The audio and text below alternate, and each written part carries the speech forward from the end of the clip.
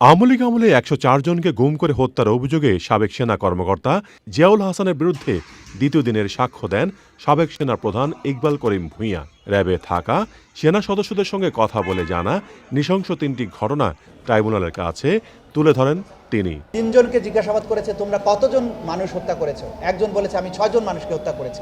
RAB মানুষ হত্যা করার জন্য যে ডিহিউম্যানাইজড হয়েছিল, সেই ট্রেনিংগুলো থেকে তাদেরকে যে সিভিলিয়ান হত্যার ব্যাপারে তাদের যেভাবে নিরুৎসাহিত করা হয়েছে, সেই কথাগুলো তারা মানতেন না এবং জিয়াউল হাসান সেটা মানতেন না।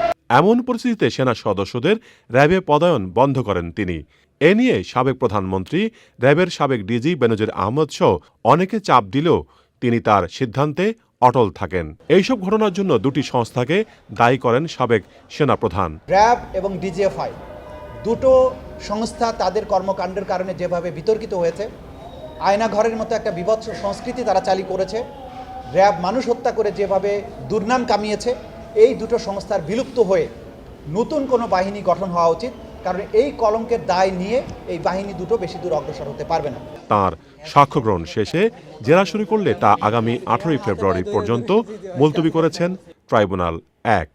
মাছড়ক মান্না, চ্যানেল আই, ঢাকা।